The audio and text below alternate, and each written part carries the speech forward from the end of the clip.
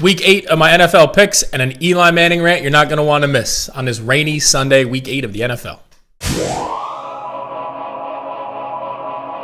What's going on, everybody? Nick here. Hope you're having a great weekend. Week 8 is upon us in the NFL. I know a lot of people after 7 weeks, their picks have been terrible.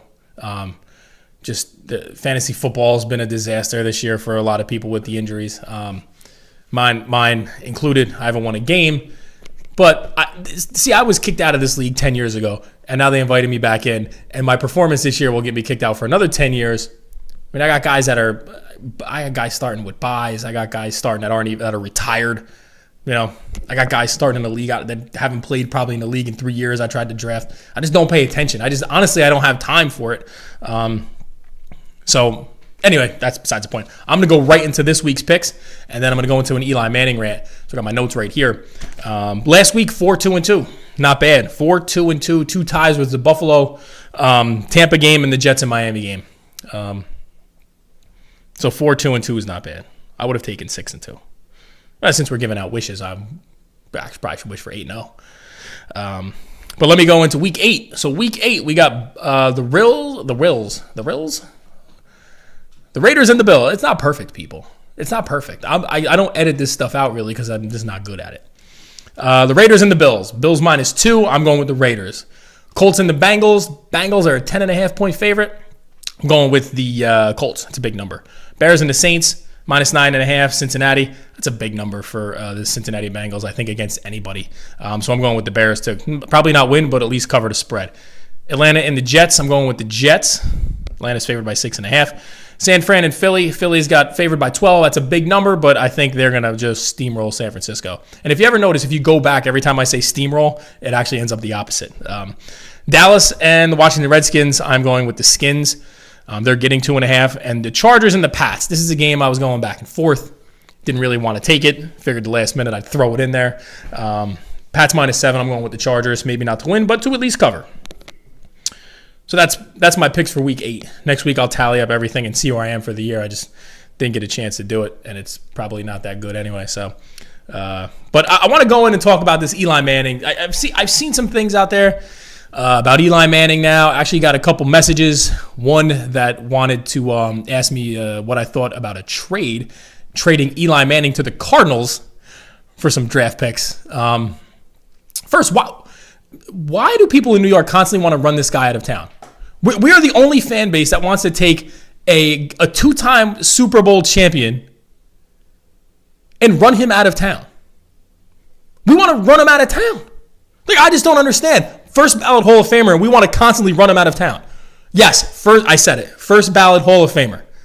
I know people out there, first ballot Hall of Famer, what are you talking about? He looks dumb. Yeah. Well, you know what? There's a difference between looking dumb and being dumb. Most of the people that just constantly, the only thing they have to fall back on is that he looks dumb and are dumb. That's the difference. When your only argument is, look, he just looks dumb. Oh, my God. Let's just take a look at the numbers, though. Eli Manning's career, 60% completion percentage, 49,800 yards, 330 touchdown passes, and 212 interceptions. His playoff record is 8-4. 60% completion percentage, 18 TDs and 9 interceptions. That's his career up to this point. But let me give you some other statistics. Since 1960 fourth quarter comebacks, 1, Peyton Manning, 2, Tom Brady, 3, Dan Marino and John Elway, 5, John Elway, 6, Joe Montana, and 7th is a 3-way tie with Favre, Fran Tarkenton, and Eli Manning. What do all those guys have above him? What do they all have in common? They're all Hall of Famers. And I think all of them were first ballot Hall of Famers. And if they haven't been there yet, they will be first ballot Hall of Famers. He's 7th in passing yards all time, 1,500 yards behind John Elway. And he's 7th all time in touchdowns. Those are pretty good numbers. Now, I know you're going to say, well, it's a different league. It's not the same. That's not his fault, right? And by the way, those are still pretty damn good numbers when you're compared to when you're in the discussion with Manning, Brady, Marino, Elway, and Montana and Brett Favre. Pretty damn good. Well, he's not elite. What's elite? That is up for debate of what is elite and what you. That's up to an interpretation. I'll tell you what's elite, and I'm going to go over this now. And here's another. I'll give you some more stuff. Let's talk about 2 Super Bowl runs, shall we? Because I don't know why people want to discount his Super Bowls, yet weight everybody else's so much. But I just can't figure it out. But let's just take a look at him. His first Super Bowl run, he goes into Tampa, right? At Tampa, at Dallas, and beats the great Tony Romo, who everybody constantly said every year was better than Eli Manning. Beat the great Tony Romo in Dallas. Went into Green Bay and beat the great Brett Favre in 1-degree weather. And then he went into the Super Bowl and beat the Patriots and Tom Brady. Now, let's talk about the Tyree catch, because everybody goes on and they want to discredit one guy's entire career over the Tyree catch on the helmet. Do we discredit Derek Jeter's? Was it luck? Yeah, but do we discredit Derek Jeter's career because Jeffrey Mayer reached out over Tony Tarasco and took a home run instead of Tony Tarasco catching the ball? Do we discredit that entire career because of a lucky play? No, but for Eli Manning, we want to discredit his entire career. By the way, we also forget the other 2/3 of that play of him getting out of the sack, which was Houdini, and then finds a receiver down the middle of the field and throws a dime right where it had to be so the guy could even jump up and have a chance to catch it. Now, yeah, he did pin the ball against his helmet and catch it, but let's not that's 1/3 of a play when the other 2/3 were done by the quarterback, and then we forget everything else that happened. Yeah, he had a great defense. Of course, most Super Bowl teams have great defenses. So there's a Super Bowl right there, Super Bowl MVP. But we want to discredit everything because we had a lucky catch. Forget about everything else that was done. Then he goes in, and then he goes to another Super Bowl. He has 1 home game there. So he beats Atlanta at home, goes into Green Bay and beats the great Aaron Rodgers. Then he goes to San Francisco on the road and wins the NFC title game while taking a complete ass kicking at quarterback. He got annihilated at quarterback, right? He started every game in his career, basically. He's one of the all-time leaders up there in consecutive games played. Look at how you guys look at Cal Ripken, how great Cal Ripken is, right? I'm not saying Cal Ripken's not a great player, but I'm saying, Iron Man, right? But we discount that with Eli Manning in a much tougher sport. I know, not enough games and this, that, and the other thing, whatever. I'm just saying, I'm just comparing. Then he goes in and wins the Super Bowl against the Patriots again. And in that game, he has a receiver, Mario Manningham, where he makes probably one of the best passes in Super Bowl history. It's actually an underrated play, dropping that ball where he did.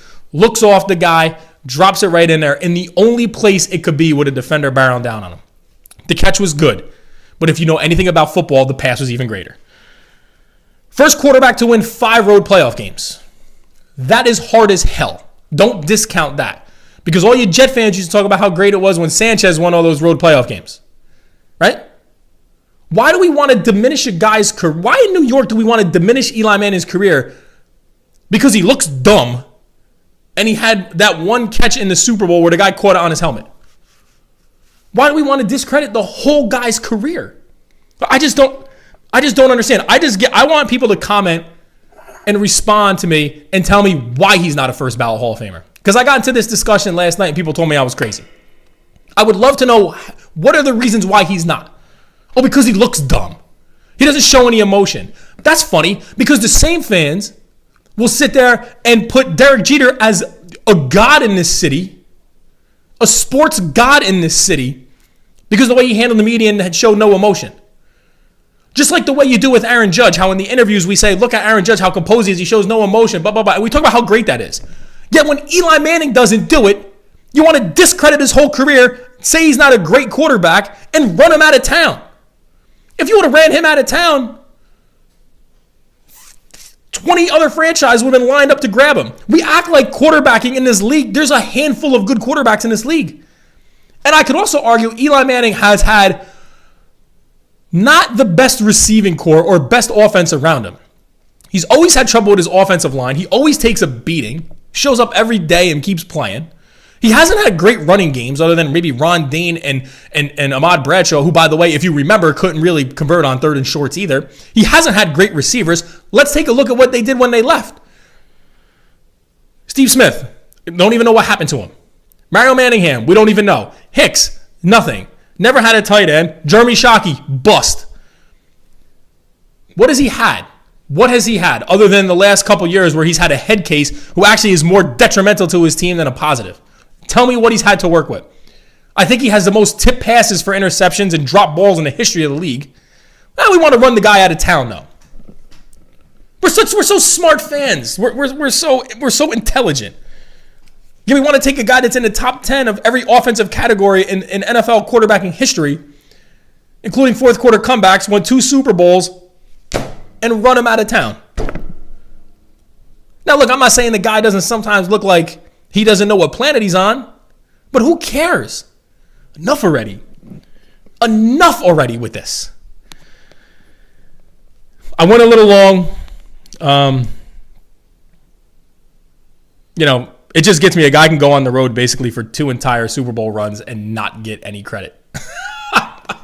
Stupid people are. Anyway, that's it. Like I said, I'm at 10 minutes now, almost 11. That's way too long for this kind of thing because I really shouldn't even give these people any credibility when they say it. But I just had to get some things off my chest. Let me know what you think, share, and by all means, please comment and tell me why Eli Manning's not a first ballot Hall of Famer or he's not a great quarterback because I really like to know because I just gave you about 15 stats and facts and figures.